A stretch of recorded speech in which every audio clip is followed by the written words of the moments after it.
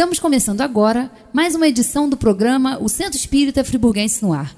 Vocês ouvirão a partir de agora mais uma palestra realizada no Centro Espírita Friburguense com o ensinamento das obras básicas da doutrina espírita, codificada por Allan Kardec. Agradecendo por estarmos aqui essa noite, reunidos, para que possamos aprender um pouco mais da doutrina espírita, refletir sobre esses ensinamentos que são tão importantes para a nossa vida, para a gente colocar em prática no nosso dia a dia, na nossa casa, no nosso ambiente de trabalho, na sociedade, e que a gente possa sempre estar aqui com esse objetivo de estudar, de aprender mais, e que a nossa irmã que fará uso da palavra seja intuída e auxiliada por essa espiritualidade aqui presente, e que todos nós possamos aproveitar bastante o estudo dessa noite. Graças a Deus e que assim seja. Com vocês, Sueli, então, falando sobre a felicidade, né? É possível? Uma boa noite a todos. Vamos aí estudar o que os espíritos têm a nos dizer a respeito da questão da felicidade, né? Todo mundo quer, né? Todo mundo quer ser feliz. A gente deseja a felicidade, as pessoas fazem aniversário, chega Natal, dias, como seja o que for, a gente deseja felicidade às pessoas, né? Mas aí a gente fica pensando assim, mas será? Jesus falou que a felicidade não é desse mundo. Adianta então a gente desejar a felicidade para os outros, já que Jesus, o grande mestre, falou que a felicidade não é desse mundo. Então vamos ver aí se ela realmente é possível, né? Se nós podemos ser felizes aqui no mundo. Na questão 920, Kardec trata do assunto e pergunta aos espíritos exatamente isso aí, ó. O homem pode gozar na Terra uma felicidade completa? Aí tem uma palavrinha que já muda um pouco aquele questionamento que a gente faz. Ah, mas será que a felicidade existe? Ou Jesus falou que não, né? Que a felicidade não é deste mundo. O que fez a mudança aí? A palavrinha aqui, ó, completa. Tem nenhum dos dois questionamentos e na afirmativa de Jesus tem a palavra completa. Jesus falou, a felicidade não é deste mundo. E também, quando a gente pergunta, será que a felicidade existe? A gente não põe o completa. E isso faz toda a diferença. Aqui, Kardec levou isso em consideração, né? Então, o homem pode gozar na Terra de uma felicidade completa? Aí a resposta vem, não. Coerente com o que Jesus falou, né? Pois a vida lhe foi dada como prova ou expiação, mas dele depende abrandar os seus males e ser mais feliz e ser tão feliz quanto se pode ser na Terra. Então, o que não existe é a felicidade completa. Mas momentos felizes, felicidade, até mesmo em toda a nossa vida, a gente pode ser, temos condições de ser completamente feliz no nosso entendimento, não a felicidade plena, aquela para a qual nós fomos criados. Nós fomos criados para a felicidade plena, felicidade absoluta, responsabilidade plena. Mas aqui Kardec pergunta se o homem pode gozar na Terra de uma felicidade completa? Dependendo da nossa interpretação dos nossos anseios e desejos, sim. Mas esse completa faz toda a diferença, porque esse completa, ele tira a possibilidade de ser aquela felicidade para a qual nós fomos criados. A felicidade plena mesmo, né? E essa aqui é na questão da situação que a gente passa. Kardec fez, portanto, essa diferenciação. Não, pois a vida lhe foi dada como prova e expiação, mas dele depende abrandar os seus males. Se nós podemos abrandar os nossos males, nós podemos encontrar felicidade também neles. Depende do ponto de vista. Imaginemos aquela pessoa que tem uma dívida grande para pagar. Ela não tem o dinheiro. Ela precisa do dinheiro. Então, ela arranja uns serões, ela arranja um outro trabalho, não é? Algo que ela possa fazer além do que ela já faz para conseguir mais dinheiro para pagar a dívida. Aí ela vai ficar sem dormir, não vai ter uma boa alimentação, vai diminuir suas custas, porque ela realmente precisa de juntar esse dinheiro para pagar a dívida. Tudo isso vai ser para ela um problema, vai ser para ela um sofrimento, né? Uma privação. Agora, se ela olhar tudo isso com os olhos de que, quando ela receber aquele dinheiro, ela vai pagar a dívida, então ela não vai sentir felicidade nisso? Naquela privação, naquele serãozinho, naquela diminuição das horas que ela dorme? Ela vai ver isso com felicidade. Porque o retorno que ela vai ter disso aí, o final disso aí, é uma grande felicidade para ela, pagar a dívida que ela deve.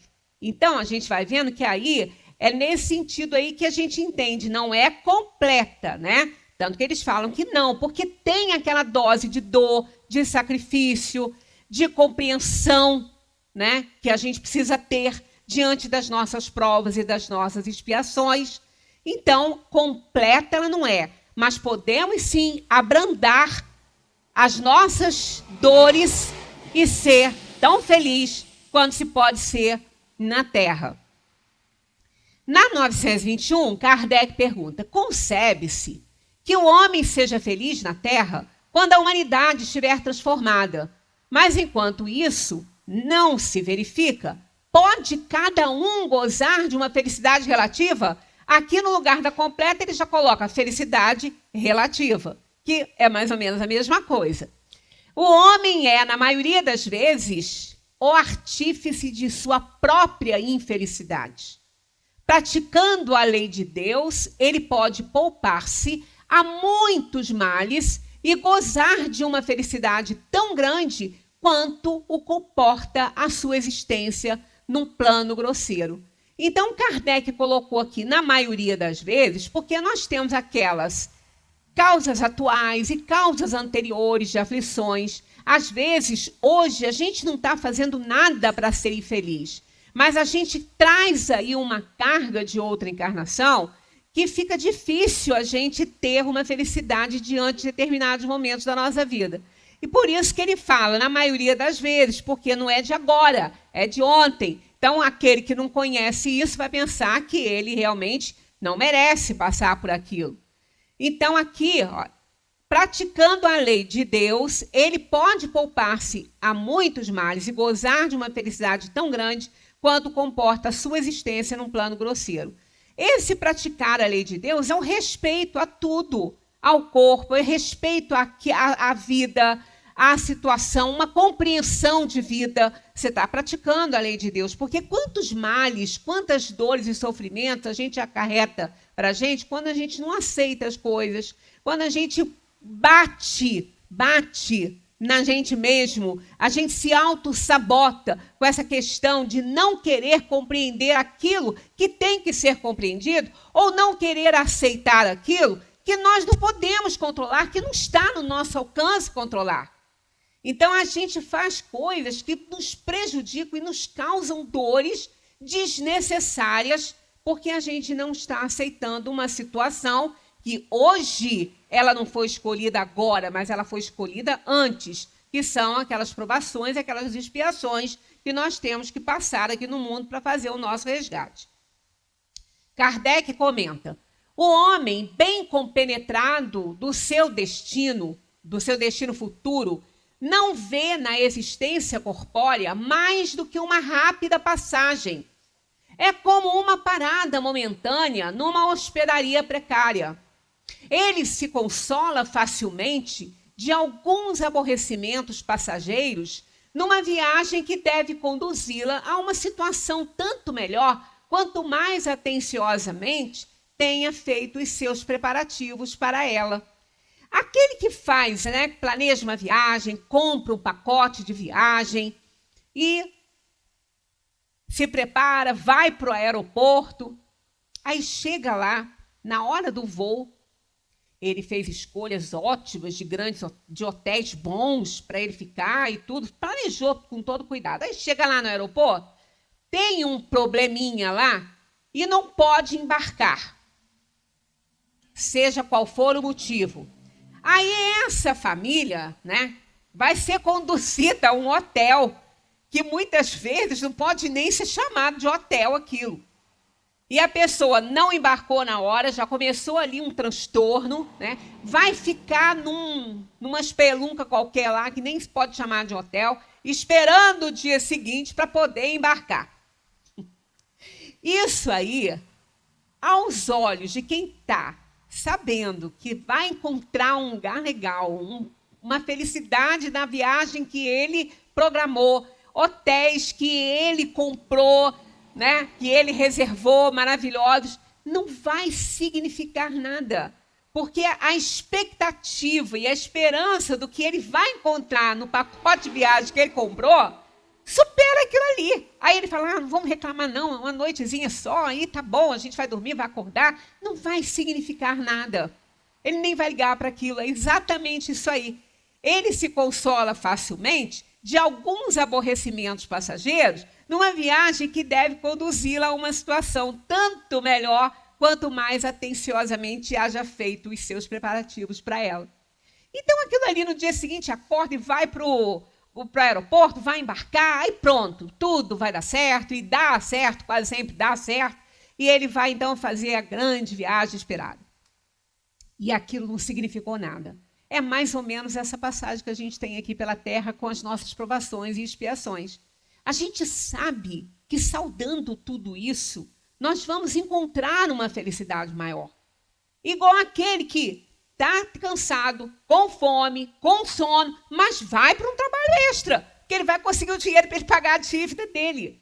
Então, é nesse sentido que aquele que está compenetrado no seu destino, naquilo que ele deseja, naquilo que ele escolheu, naquilo que ele quer, os obstáculos do caminho não representam muita coisa. Somos punidos nesta vida pelas infrações que cometemos às leis da existência corpórea, pelos próprios males decorrentes dessas infrações e pelos nossos próprios excessos. Se remontarmos pouco a pouco à origem do que chamamos infelicidade terrenas, veremos a estas, na sua maioria, como a consequência de um primeiro desvio do caminho certo. Em virtude desse desvio inicial, entramos num mau caminho e, de consequência em consequência, caímos, afinal, na desgraça. Né? Muitas vezes a gente toma decisões que a gente, para consertar aquela coisa tomada que não deu certo, faz troço muito pior. Né? Se compromete muito mais, aí não pode reclamar das infelicidades. Né? É tudo fruto daquele mau uso do livre-arbítrio. Vamos repensar aqui, digo repensar porque a gente já trouxe essa autobiografia, e sim capítulos curtos, várias vezes, mas olha, eu leio isso e dali a pouco estou eu fazendo a mesma coisa. Eu acho que não é só eu não, né? Mas vamos ver, olha só. Portia Nelson escreveu algo intitulado Autobiografia em 5 capítulos curtos. Capítulo 1. Eu ando pela rua, há um buraco fundo na calçada. Eu caio dentro, eu estou perdido, estou desamparado. A culpa não é minha, leva muito tempo para conseguir sair. De início, a gente nunca acha que a culpa é da gente. Como se adiantasse alguma coisa, né? Transferir a culpa para outra pessoa. Não vai resolver nada. O problema continua existindo, porque ainda mais que se a culpa não for da outra pessoa, ela não vai fazer nada. E o problema vai continuar ali. Ah, mas a culpa é de fulano, e daí? Vamos sanar o problema. Porque o fulano não acha que ele é culpado também, e não vai fazer nada. E a coisa vai continuar ali crescendo, existindo, né? Capítulo 2. Eu ando pela rua. Há um buraco fundo na calçada. Eu finjo que não vejo. Ó, começou a coisa. Ó, eu finjo que não vejo. Eu caio dentro novamente. Eu não posso acreditar que estou no mesmo lugar. Mas a culpa não é minha. Ainda levo muito tempo para sair. Continua dizendo que a culpa não é dele. Que é claro que é muito mais fácil culpar o outro. Né? A gente não reconhece que a gente tem culpa das coisas erradas que a gente faz. Capítulo 3. Eu ando pela rua. Há um buraco fundo na calçada. Eu vejo que está lá. Eu ainda caio dentro. É um hábito. Meus olhos estão abertos. Eu sei onde estou. É minha culpa. Aí começa a mudar o pensamento, né? Eu consigo sair imediatamente. Olha só. Quando ele viu que a culpa não era dele, ele levou muito tempo para sair. Mas quando ele se deu conta que a culpa era dele, ele achou de agir rapidamente para sair do buraco. Capítulo 4. Eu ando pela rua. Há um buraco fundo na calçada. Eu passo ao lado do buraco. Capítulo 5. Eu agora escolho outra rua para andar. Quer dizer, são aquelas coisas que a gente vai vendo que na vida da gente, a gente vai repetindo até ver que a culpa é nossa mesmo. Eu não posso fazer isso. Se eu fizer, não é fulano que é culpado, não é Beltrano, sou eu. Aí eu começo a me livrar dos problemas porque eu estou reconhecendo a minha responsabilidade naquilo ali. Fui irresponsável, fiz o que não devia fazer de novo. E ficar errando o erro velho, gente, é o que a gente menos pode fazer. Porque a gente vai ter muitos erros ainda para cometer, porque a gente aprende assim, por erro e acerto. Então, a gente tem que ficar de olho no que a gente fica repetindo e por que isso acontece. Por que erramos e continuamos a errar os mesmos erros e achar que a gente é infeliz por causa disso, que não tem felicidade, que não consegue, né? Talvez nos falte o essencial, reflexão. A gente não reflete, a gente não pensa nas coisas que a gente faz, que a gente fala, a gente vê muito o outro, enxerga muito o que o outro está fazendo e começa a julgar, mas a gente não se julga. É difícil, a gente acha que a gente está certo em tudo, né? Então, a gente precisa refletir. Refletir é fazer uma flexão para dentro de si mesmo, né? Porque flexionar-se para dentro. Então, está aqui, ó. Parar para pensar. Pensar em como reagimos às situações do dia a dia.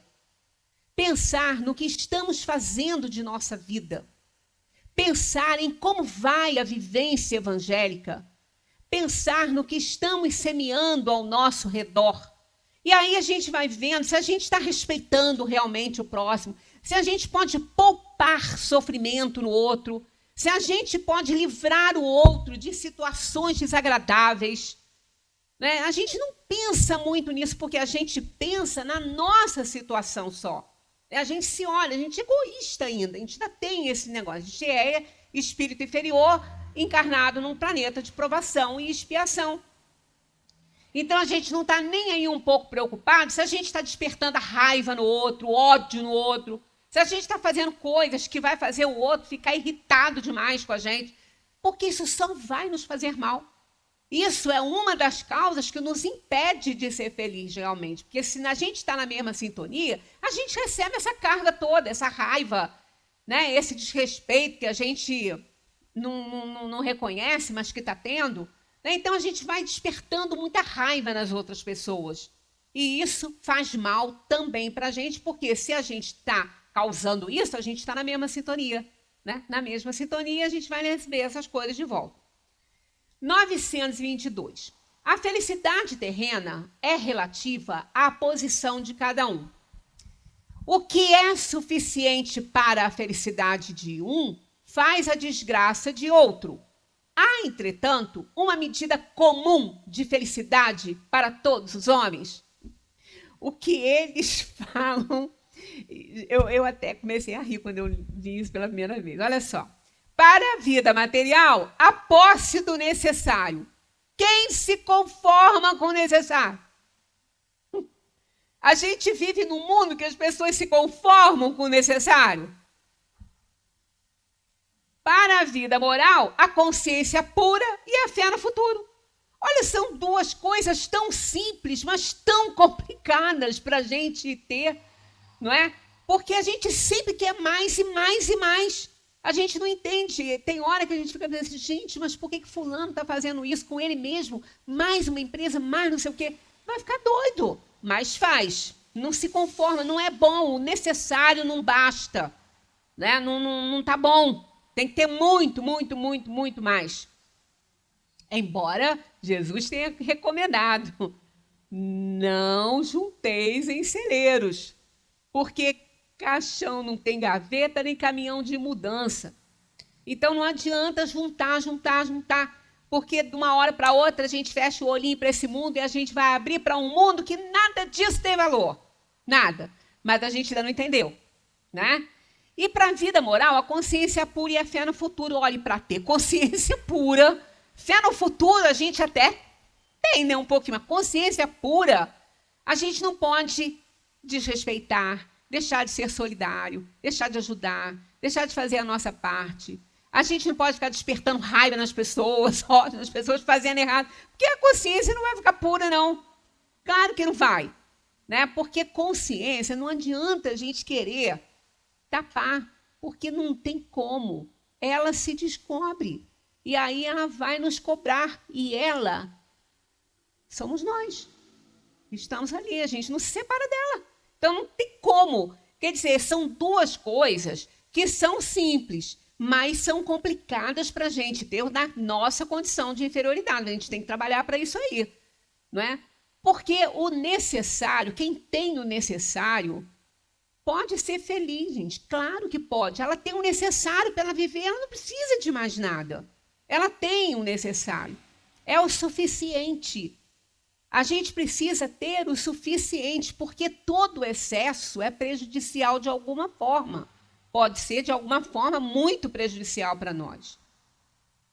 Aquilo que seria supérfluo para um não se torna o necessário para outro e vice-versa, segundo a posição. Essa resposta é enorme, eu botei só um pedacinho, mas ela chega a chocar. Olha só o que eles falam. Sim, de acordo com as vossas ideias materiais, os vossos preconceitos, a vossa ambição e todos os vossos caprichos ridículos. Eles falam isso lá, está escrito isso lá nessa questão no Livro dos Espíritos. Olha só. Aquilo que seria supérfluo para um não se torna o necessário para outro e vice-versa, segundo a posição? Sim, de acordo com as vossas ideias materiais, os vossos preconceitos, a vossa ambição e todos os vossos caprichos ridículos, para os quais o futuro fará justiça quando tiverdes a compreensão da verdade. Né? Então, não tenhamos dúvida que esse momento chega para cada um de nós, para cada um de nós. Esse momento chega, e se ele não chega através do amor, provavelmente não, ele vai chegar através da dor. E tudo aquilo que a gente achava que era importante na vida, não terá mais importância se você realmente estiver diante da perda de um amor, de um afeto. Algo que todo o dinheiro do mundo que você juntou não pode fazer que permaneça ou trazer de volta. Então, é isso. Chega um momento que você vai perceber que não vale a pena isso aí. Né? Quantas vezes, quantas fortunas são criadas em detrimento, às vezes, da afeição, do amor, da família, de outras coisas, e em determinado momento você vê que nada daquilo valeu a pena. Nada daquilo foi tão importante quanto que você deixou de viver, quanto que você deixou de fazer na parte moral, na parte sentimental, né, na parte amorosa. Mas é difícil para a gente ainda entender. É por isso que, às vezes, a gente é obrigada a aprender através da dor, porque não aprende por amor. Então, a gente vai ali aprender. Aí é aquela história assim, eu era feliz e não sabia. Eu não sabia porque eu não quis saber. Porque as lições estão aí para nós a todo tempo. O egoísmo faz que realmente a gente não consiga observar muitas coisas. Se a gente olhar para a natureza, a árvore come o fruto que ela produz? Não. O rio bebe a água dele? Também não. Então, as coisas na natureza, né? A gente vê as coisas são produzidas e não são consumidas por quem produz. Na natureza inteira isso é assim. Se a gente for observar, tem árvores, né? O carvalho, por exemplo, é uma árvore gigantesca, né? Ela alcança, nem sei quantos metros que ela alcança, né? Nunca quem planta um carvalho vai ver essa árvore adulta. Nunca. Nunca vai ver a sua beleza. Nunca vai ver, porque não vai dar tempo, porque ela demora. Se fosse assim, essa pessoa que planta o carvalho hoje, se ela fosse pensar dessa maneira egoísta, ela nunca ia plantar. Eu não vou ver mesmo essa árvore bonita, bela, não vou ver, porque eu vou plantar isso. Mas ela planta. Tanto planta que tem carvalhos por aí, para todo lado, né? E quantas outras coisas, né? Quantas outras coisas que as pessoas vão fazendo e sabem que não vão usufruir daquilo ali. Mas a geração futura vai. Então, a gente vai exercitando isso e essas pessoas estão compreendendo que nós não estamos aqui nesse mundo para produzir algo e usufruir de tudo que a gente produz. Não, a gente está aqui para evoluir, a gente está aqui para aprender e a gente aprende através dessas atitudes, desse respeito, dessa empatia, desse fazer o bem. Né? A gente vai aprendendo através disso. Pena que, às vezes, a gente só reconhece isso num momento que já não dá mais tempo para a atual encarnação, né? E tem que esperar a próxima. 924, Kardec pergunta: existem males que não dependem da maneira de agir e que ferem o homem mais justo? Não há algum meio de se preservar deles? Não vamos ver injustiça aqui, ou o injustiçado. Vamos ver a injustiça, mas não vamos ver injustiçado, porque no mundo, a cada canto que a gente olha, tem injustiça, mas não tem nenhum injustiçado. Porque se tivesse, Deus seria injusto. Né? Então, são causas anteriores de aflições. Nós estamos fazendo nós estamos numa situação de resgate de dívidas contraídas em outras experiências, né? Que é esse caso aqui. Aí eles respondem: o atingido deve resignar-se e sofrer sem queixas se deseja progredir. Entretanto, encontra sempre uma consolação na sua própria consciência que lhe dá a esperança de um futuro melhor quando ele faz o necessário para obtê-la. É essa questão, né? Nós temos que fazer a nossa parte. Temos que fazer em todas as situações. E aquilo que nos couber fazer, que a gente faça da melhor forma possível. Independentemente da situação que a gente vai se colocar para realizar aquilo. A gente precisa fazer aquilo que nos couber, a gente precisa fazer da melhor forma possível. Não há inocente pagando por nenhum pecador no mundo. Não há gente sofrendo injustamente no mundo. Não há injustiçados no mundo. As injustiças estão aqui para nos proporcionar oportunidades de resgatarmos um passado de delito. Aquilo que a gente veio para fazer, evoluir, para auxiliarmos-nos na nossa evolução. O fato de nos recusarmos a aceitar situações que não podemos mudar deixa-nos exaustos, priva-nos do nosso poder e paz de espírito. E a gente faz isso, a gente insiste em querer mudar uma situação que não está no nosso alcance, que não está no nosso controle. Então não adianta isso, ficar sofrendo por algo que nós não podemos melhorar ou que nós não podemos controlar. Então a gente resta a gente compreender. Retomamos esse poder e recuperamos a paz de espírito quando aceitamos as coisas tal como são.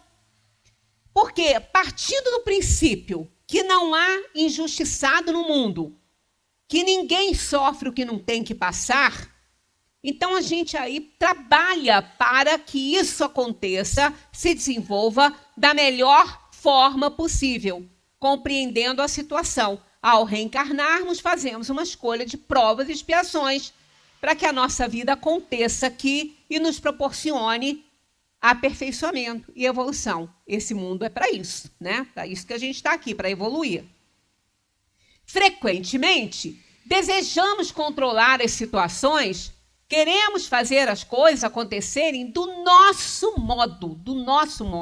Mas não é sempre que a gente vai conseguir isso, não é? Igualamos a atividade à força, a passividade à fraqueza. E, no entanto, a passividade, em determinados momentos, é muito mais útil, muito mais forte do que a gente imagina que seja a nossa força. Porque é exatamente ela que vai nos dar a oportunidade de desenvolver virtudes que vão nos levar à compreensão do fato que nós estamos passando. Então, isso nos leva a uma luta constante, isso aqui, ó, até nos sentirmos exaustos e muitas vezes derrotados. Porque se nós estamos diante de fatos que estão declarados, por isso são fatos, e nós não podemos resolver essa situação, então resta-nos fazer a nossa parte para minimizar o mais que pudermos naquela situação. Como uma doença incurável, por exemplo. Você vai a um consultório médico com uma dor, ele faz uns exames e vê que você está com uma doença incurável. Não tem ainda cura para essa doença. Aí você faz o quê? Você vai lutar como? Isso não está no seu controle, essa doença está lá. Ela esteve no seu controle antes dela ser declarada com atitudes que tomamos que nos levaram a ter essa doença. Aí sim, lá atrás ela estava no nosso controle. Agora que ela está estabelecida, que ela é um fato, que ela está declarada, agora não está mais no nosso controle. O que está no nosso controle? Tratá-la. Fazer a nossa parte para minimizar os seus efeitos, controlando a doença que poderá viver conosco até que a gente vá, não por ela, por outras causas. Então, é a parte que nos cabe fazer. Então, é o esforço que a gente precisa fazer para controlar os efeitos das causas que nós não podemos mais controlar. E isso causa infelicidade quando a gente não faz. E quando a gente faz, é motivo de felicidade, sim. Porque você volta ao médico, o médico fala assim, parabéns, você está fazendo a sua parte. Sua doença está controlada, você está melhor. E aí a gente fica o quê? Feliz. Então, a gente sente felicidade por fazer o que tem que fazer, por fazer o certo. Então, todas as vezes que a gente age certo, isso nos traz felicidade. Quando a gente ajuda uma pessoa, que a gente vê que aquilo deu certo e que aquela pessoa pôde usufruir de um bem ali, de uma situação favorável a ela, isso é motivo de felicidade para a gente. Então, a gente pode ser feliz aqui, sim, dependendo das nossas atitudes. O homem, então, pode suavizar ou aumentar o amargor de suas provas conforme o modo por que encare a vida terrena. Se encarar a vida terrena como um castigo de Deus, vai sofrer, amigo, vai sofrer e muito. Mas se encarar a vida terrena como uma grande oportunidade de saldar uma dívida, porque aí a felicidade te espera, além dessa que você vai sentir saldando essa dívida, você vai muito bem. Aí você vai ficar sendo feliz da terra o tanto quanto pode ser. Na 860, Kardec faz uma pergunta que é muito bacana essa pergunta, porque ele fala assim, olha, pode o homem, por sua vontade, seus atos e pelos seus atos, evitar acontecimentos que deviam realizar-se e vice-versa? Quer dizer, a gente pode mexer nesse plano que a gente trouxe para a nossa vida? Tem como fazer diferente agora? Eu escolhi coisas tão sérias. Será que dá para fazer uma mexidinha aí? Ou ele não é flexível? Olha a resposta dos espíritos. Olha, pode, aqui, pode, desde que esse desvio aparente possa caber na ordem geral da vida que ele escolheu. É um desvio aparente, porque está dentro daquela possibilidade aquelas mexidinhas. Então, não é um desvio. É apenas a aparência de um desvio, mas não é um desvio. Porque essas possibilidades existem. Né? É o fator humano que conta aqui. Uma pessoa reencarna. E ela reencarna com a possibilidade dela desenvolver uma doença e não ficar boa. Mas com a possibilidade também de ficar, dependendo da situação com a qual ela vai conduzir isso aí. Então, se ela ficar boa, ela não é um desvio. é apenas a aparência de um desvio, porque quando ela trouxe essa provação, essa expiação, isso já estava dentro das possibilidades. Então, não é um desvio, é apenas uma aparência. Então, a gente pode modificar e muito as coisas que nos acontecem. Então, há essa possibilidade. Ó. Além disso, isso vem o mais importante agora, ó, para fazer o bem, como é do seu dever e único objetivo da vida. Olha que coisa importante isso aqui, que a gente às vezes passa por cima, correndo e não lê direito. Ó. Fazer o bem é o único objetivo da vida. Único, está escrito isso aqui, único. Ó. Olha que restrição aí os espíritos deram nessa resposta para Kardec, né? Olha só. Além disso, para fazer o bem, como é do seu dever. Quer dizer, é dever de cada um fazer o bem e único objetivo da vida. Então, se ele é o único objetivo da vida e a gente renasceu para a gente evoluir, nós não estamos aqui para outra coisa, para evoluir, resgatando o nosso passado, aprendendo, conhecendo, nos reajustando com a vida, com Deus. Então, a gente compreende o que daí?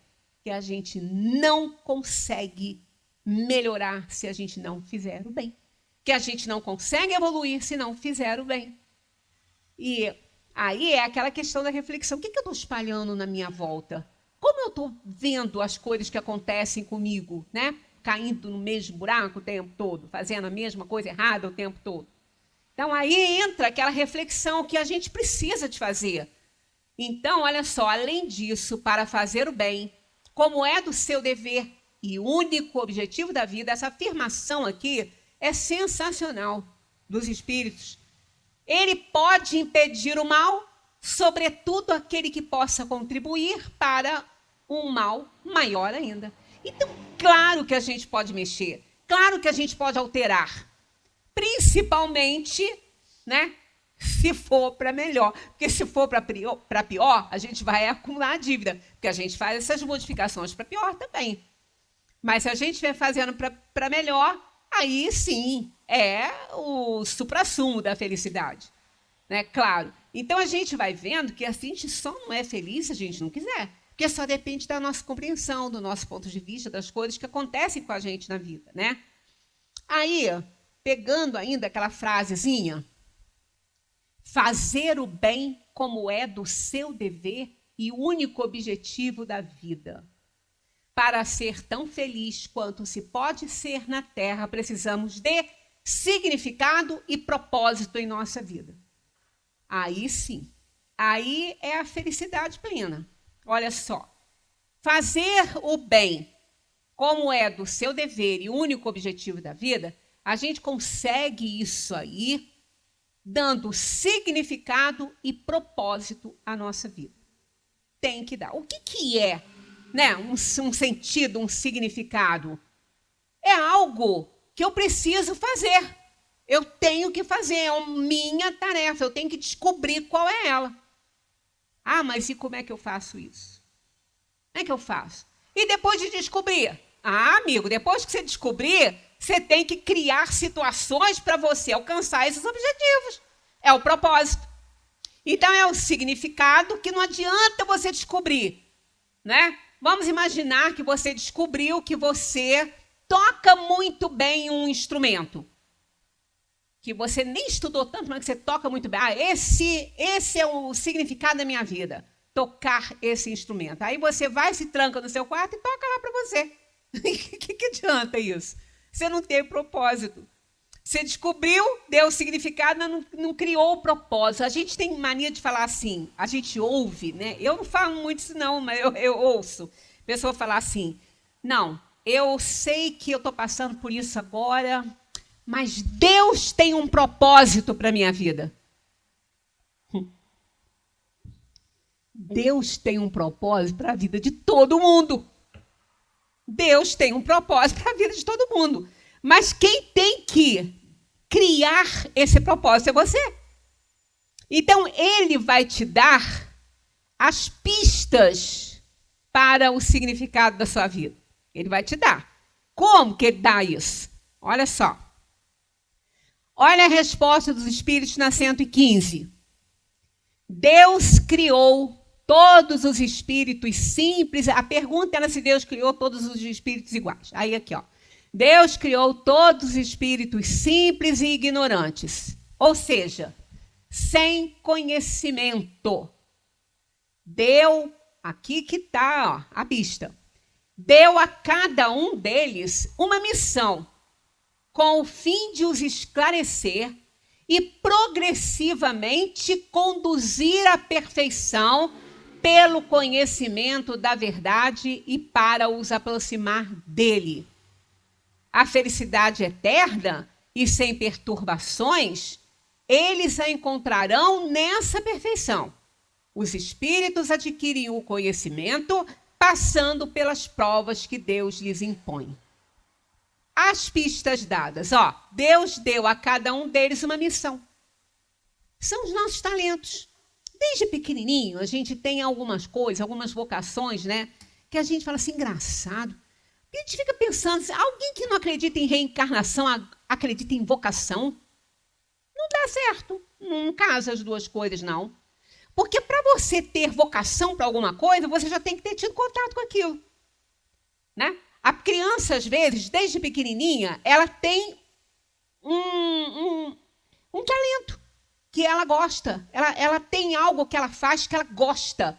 Agora, por que ela fala, eu quero ser engenheiro, eu quero ser dentista, eu quero ser médico? Por que ela fala isso?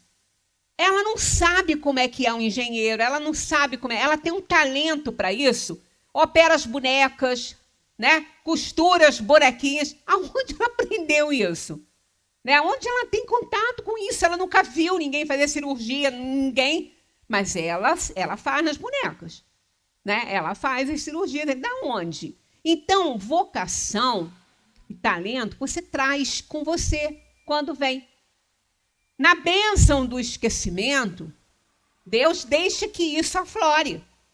Não tapa tudo, não faz a gente esquecer tudo. Então, aquilo que é para você lembrar, o seu talento, a sua missão, essa você vai lembrar. Aí você vai se direcionando para aquilo ali. Então, você vai começando a dar significado e sentido à sua vida. Aí, se você conseguir se especializar, se qualificar naquele talento que você tem, e depois que você se qualificar, você conseguir trabalhar e tirar dele o seu sustento, isso é felicidade. Isso é felicidade. Você fazer o que você gosta, você vai tirar o seu sustento de onde você gosta. Fazendo o que você gosta de fazer. Isso é felicidade. Um profissional desse não tem um trabalho que ele vai dizer, estou cansado. Não, ele não vai encontrar, é hora de parar de fazer. Porque ele não vai cansar. Agora, por conta das nossas provações e expiações, nem sempre a gente consegue tirar o sustento dessa situação. A gente, às vezes, por provação e expiação, tem que trabalhar em outra coisa, tirar o sustento de outra atividade, mas nem por isso vai deixar de fazer voluntariamente aquela atividade que tanto gosta de fazer. Aí você cria um significado para a sua vida e aí você trabalha para que aquilo tenha objetivos alcançados. Isso é o propósito. Você vai trabalhar para dar realmente corpo naquele seu talento, naquela sua ideia. Então, você será feliz ali. Ainda que você não possa tirar o seu sustento dali, mas é aquele momento de felicidade que você tem de fazer algo. E, normalmente, isso é para fazer o bem. Normalmente, é algo bom que você quer fazer. Porque isso é um talento que você traz. E ninguém vai trazer esses talentos. A gente traz talentos. A gente traz assim, algo ruim no nosso caráter, traz. Mas também você traz algo de bom que você pode desenvolver. Você vai fazer a escolha aqui do que você vai fazer. Você nunca vai estar desprovido de ter possibilidade de fazer algo bom. E se você não fizer, é por sua responsabilidade. porque você tem um caráter ruim ainda e você está deixando que ele se sobreponha ao sentido que você tem que dar à sua vida. Aí é outra história e você vai responder muito por isso, né? Então, Deus deu a cada um essa missão, quer dizer, esse talento, e nós temos que desenvolvê-lo. E desde pequeno a gente consegue encontrar realmente isso. Pela natureza especial das aptidões naturais, Deus indica evidentemente a nossa vocação neste mundo. Aqui, está claro isso aqui, ó. Pela natureza especial das aptidões naturais, Deus indica evidentemente a nossa vocação neste mundo. Muitos males não provêm do fato de não seguirmos essa vocação? Olha a resposta, isso nos toca, olha só. Isso é verdade. E muitas vezes são os pais que, por orgulho ou avareza, fazem os filhos se desviarem do caminho traçado pela natureza, comprometendo-lhes com isso a felicidade, mas serão responsabilizados. Quantos pais impedem seus filhos de seguirem a carreira que querem, porque querem que eles façam o mesmo que o pai faz? Chegando ao ponto de falar, bom, essa faculdade eu não pago, porque eu não quero que você faça isso. Eu vou pagar para você aquilo que eu quero que você seja, então eu vou pagar aquela. Tem um caso de uma conhecida minha, que a filha queria fazer uma faculdade, o pai falou que não, que ela ia fazer aquilo que ele queria que ela fizesse. Aí abriu a faculdade de odontologia aqui em Friburgo, ele falou que a única que ele ia pagar era aquela lá.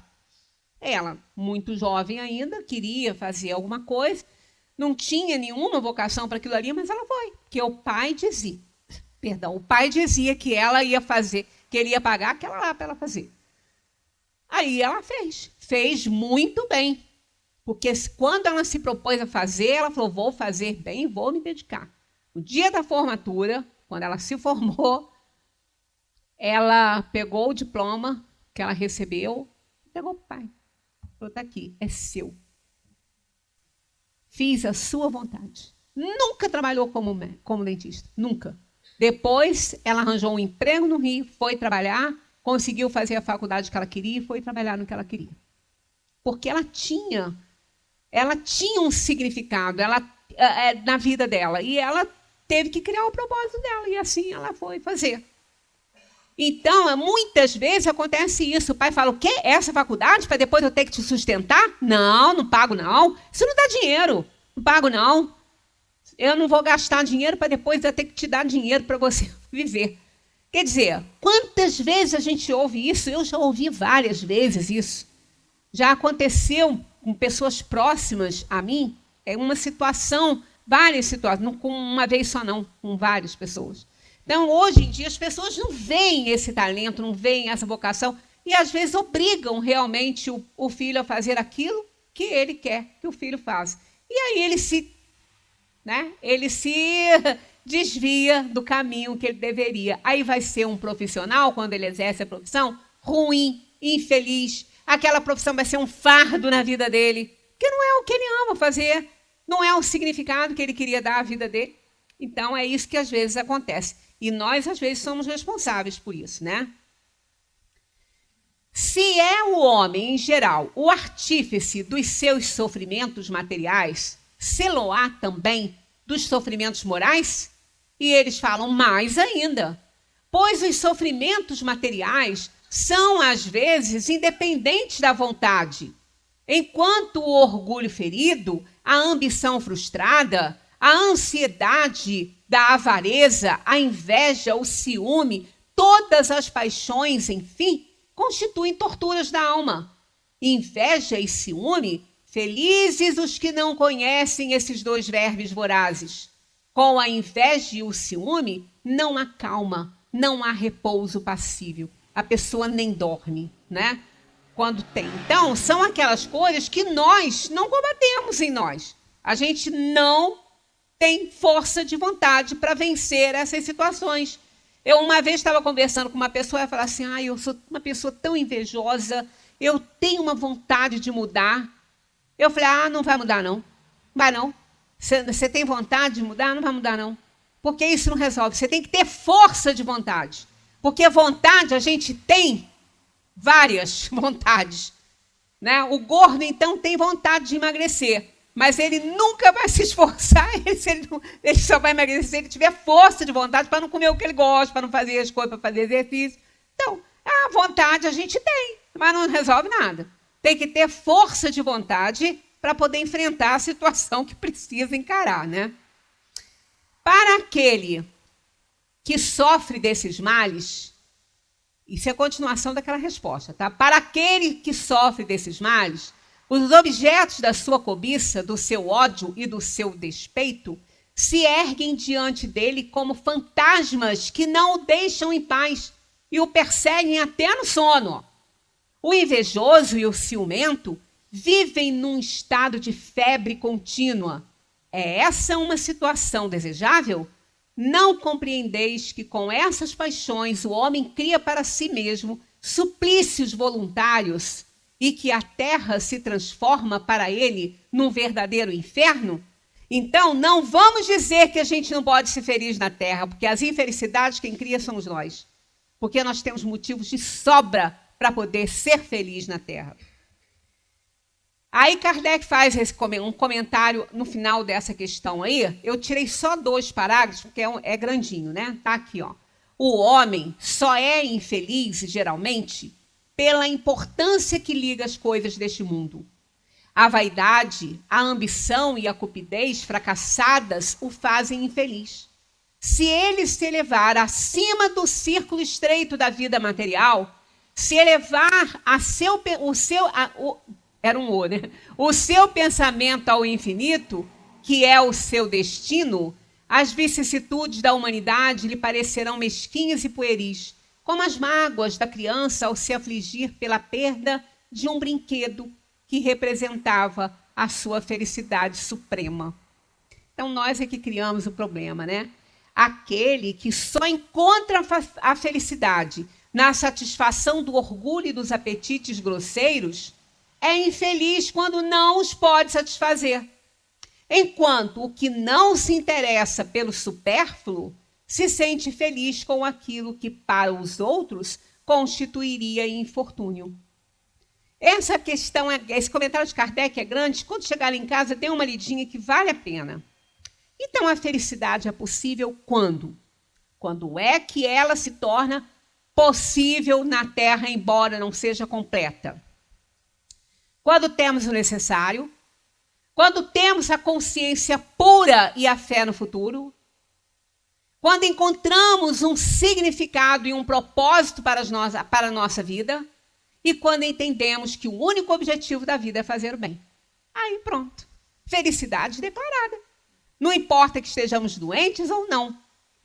Eu encerro com 2 histórias bacaninhas.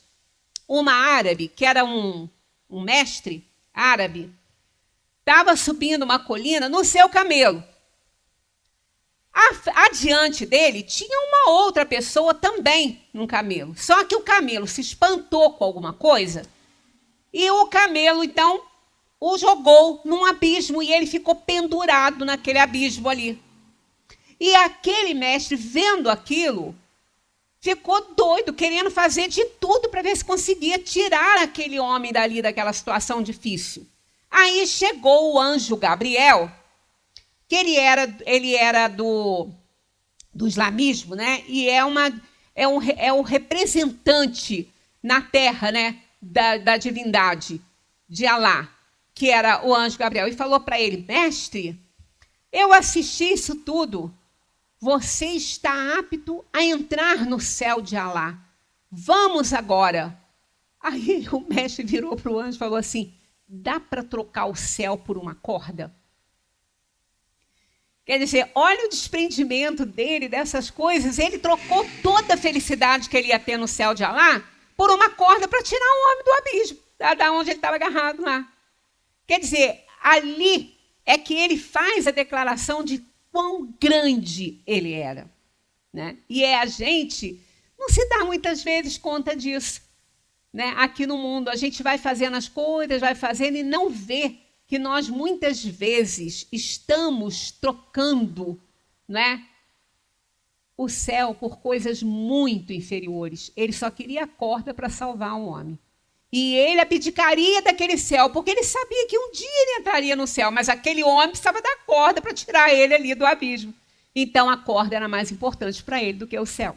E não era para ele, era para salvar o cara. Então olha o desprendimento, olha o fazer o bem, né, que é o único objetivo da vida. E a outra é também parecidinha com essa aí, que é um grande guerreiro. Essa já é uma historinha hindu. Um grande guerreiro que era sempre louvado porque ele fazia muito bem para todos e tudo. Então foi dito a ele que ele já merecia entrar no portal de Indra, mas que ele tinha que encontrar esse portal. O portal não seria entregue a ele, ele tinha, depois de todos os feitos que ele fez, ele tinha que encontrar o portal. E ele sai, então, em busca desse portal. Ele sai para buscar, para procurar esse portal. Nessa caminhada dele, em busca do portal de Indra, Indra é uma divindade indiana. Então, ele sai para encontrar esse portal, ele encontra um cachorrinho que começa a segui-lo. Um cachorrinho feio, magro, maltratado, faminto, que fica ali. E ele, então, começa a fazer amizade com aquele bichinho. E eles se tornaram muito amigos, passaram muitas dificuldades, passaram toda sorte de privação, os dois. E eles ficaram amigos, e aonde um e o outro estavam ali atrás, junto, né? Então, eles ficaram muito juntos. Nas noites mais frias, esse bichinho ajudava a aquecê-lo. E ele, então, se tornou muito amigo dele. E aí, vão caminhando, até que ele vê o portal de Indra. Aí ele vai se encaminhando para o portal de Indra junto com o cachorrinho, claro, né? Aí ele é recebido também por uma figura importante, né? Dentro dessa hierarquia. Aí ele vai entrando no portal e o cachorrinho com ele fala, não, você vai entrar, mas o cachorro não, aqui não pode ter cachorro. Aí ele voltou que ele tinha andado, lembrou de tudo que ele passou junto com aquele bichinho, olhou para o bichinho olhando para ele ainda naquela situação de dificuldades. Ele falou, não, se ele não pode entrar, eu também não posso, porque eu não posso deixar para trás tudo que ele representa para mim. Nesse momento, quem era o cachorrinho? Era Indra. Nesse momento, aquele cachorrinho feinho, magrelo e tal, era a própria divindade que o colocou à prova final. Se ele trocasse a lealdade, a amizade, o amor, tudo que aquele animalzinho deu para ele, que ele também deu para ele, se ele trocasse tudo isso para entrar no portal de Indra, ele não era merecedor do portal. Então, mais uma vez, ele venceu a última prova porque o bichinho era Indra. Então, fazer o bem é o único objetivo da vida. O bem é a ponte que vai nos levar ao reino que não é deste mundo, que está dentro de nós, mas que a gente ainda não encontrou, mas que a gente o encontrará dentro dessas atividades no bem para o próximo, de respeito, de amor ao próximo. E a gente cai naquela máxima, fazer ao outro o bem que a gente quer que seja feito a nós. Então a gente encerra com esse slide aí, ó. Na vida, temos 3 professores importantes: o momento feliz, o momento triste e o momento difícil. O momento feliz mostra o que não precisamos mudar. O momento triste mostra o que precisamos mudar. E o momento difícil mostra que somos capazes de superar. Muita paz para todos, que a gente continue estudando Espiritismo. Vão lá no Livro dos Espíritos, quando chegar em casa, que esse assunto é muito grande. Eu não coloquei todas as questões aqui, né? Aí vocês vão ler e vão superar aí as falhas aqui de quem passou a mensagem. Muita paz para todos. Termina aqui mais um programa O Centro Espírita Friburguense no Ar. Os ensinamentos da doutrina espírita codificada por Allan Kardec através das palestras realizadas no Centro Espírita Friburguense. Conheça mais o Espiritismo assistindo nossas palestras na Avenida Conte Bittencourt, 102, no centro de Nova Friburgo.